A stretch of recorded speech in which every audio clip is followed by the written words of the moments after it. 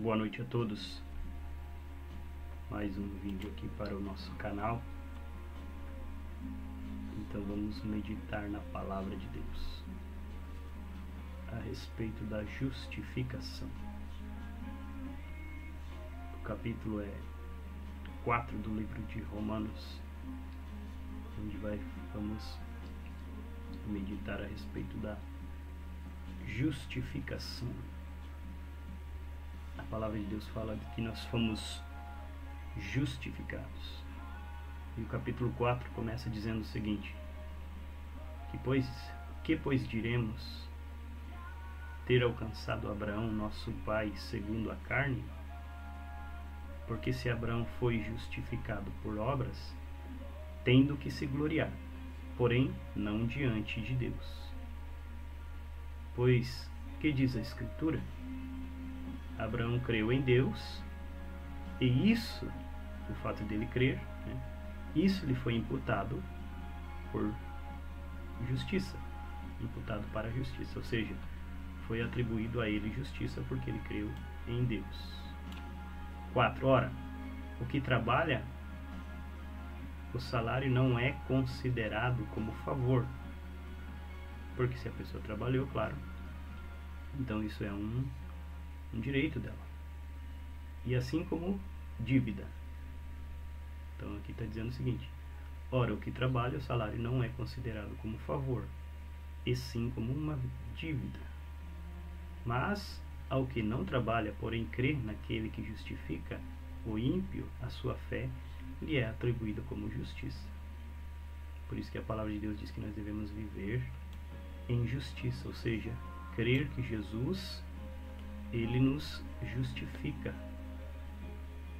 Pela fé nós cremos que Jesus nos justifica pelo seu sangue, e então viveremos em justiça. O 6. E é assim também que Davi declara ser bem-aventurado o homem a quem Deus atribuiu justiça, independentemente de obras. Então, se fez ou não fez obras, Deus atribuiu justiça a esse homem ou a esses homens. Claro, aqueles que creem em Jesus, porque só Ele pode nos justificar. Então ele fala independentemente de obras. Bem-aventurados aqueles cujas iniquidades são perdoadas e cujos pecados são cobertos. Então aqui Paulo está falando que são bem-aventurados, são felizes aqueles que têm os pecados perdoados e as iniquidades cobertas. Como? Claro que é através do sacrifício do Cordeiro Imaculado, ou seja, de Cristo. Por isso que quando a pessoa crê em Jesus, ela tem os seus pecados perdoados. Claro que vai precisar se arrepender primeiro. Para se arrepender precisa conhecer a sua real situação. Não tem como alguém se arrepender se não crê que está em pecado. Não tem como alguém crer na salvação se não ver a sua real situação de perdido. Então, a palavra de Deus, ela nos esclarece. Continuando então: bem-aventurado o homem a quem o Senhor jamais imputará pecado. 8. Bem-aventurado o homem a quem o Senhor jamais imputará pecado. Ou seja, Deus jamais vai imputar o pecado àquele homem que realmente crê em Jesus e que vive para Cristo. Porque nesse mesmo livro que nós estamos lá no capítulo 8 de Romanos, fala que Jesus, ele julgou o pecado, condenou, aliás, o pecado na carne.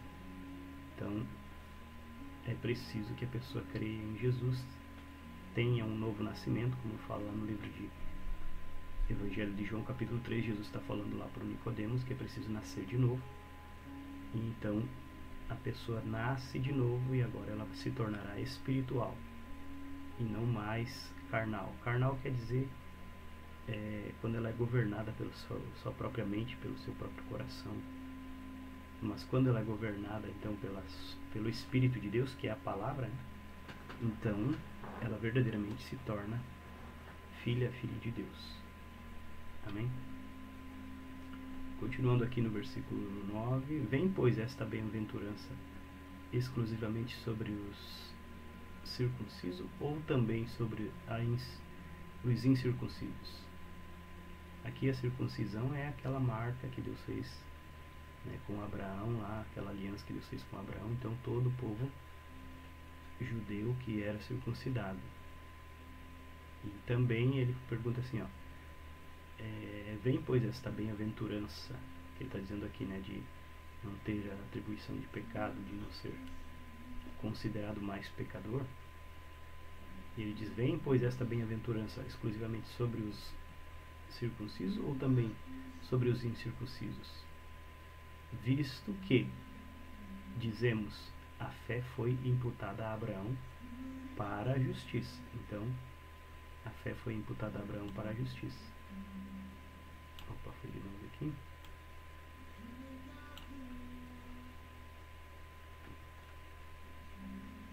Então,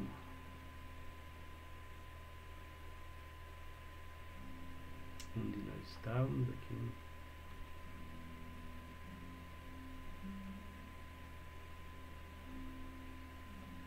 Então aqui foi para o 9, né? Foi para a justiça. O 10 agora. Como, pois, lhe foi atribuída esta, estando ele já circuncidado ou ainda incircunciso?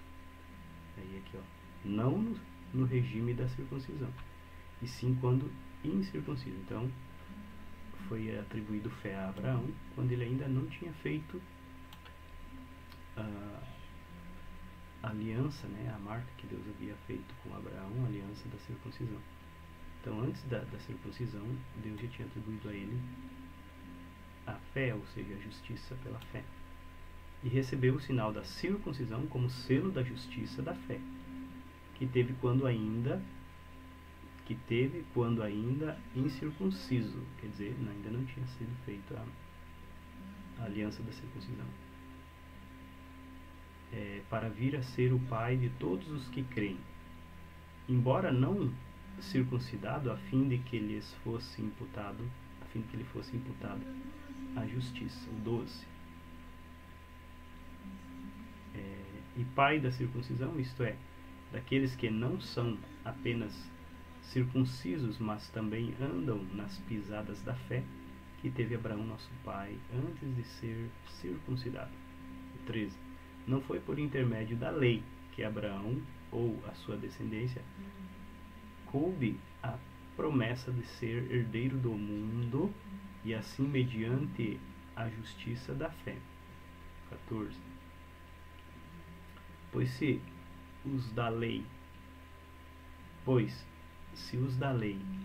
é que são os herdeiros, anula-se a fé e cancela-se a promessa. Então aqui ele está deixando bem claro.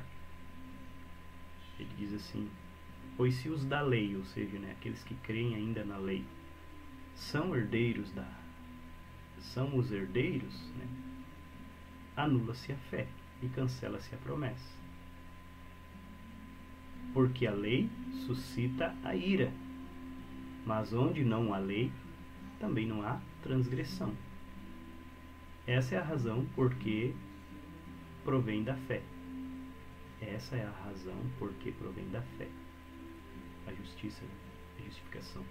Para que seja segundo a graça, a fim de que seja firme a promessa para toda a descendência, não somente ao que está no regime da lei, mas também ao que é da fé que teve Abraão.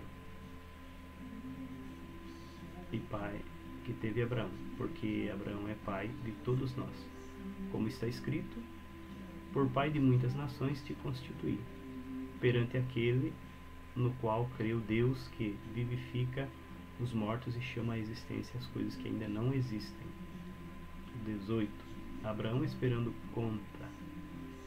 contra a esperança, creu para vir a ser pai de muitas nações, segundo lhe fora dito: assim será a tua descendência.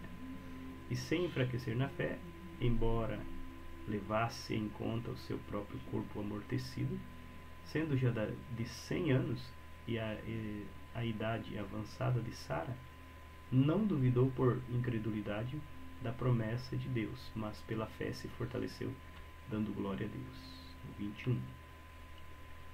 Estando plenamente convicto de que ele era poderoso para cumprir o que prometeu, pelo que isso lhe foi também imputado por justiça, não somente por causa dele, está escrito que lhe foi levado em conta. 24.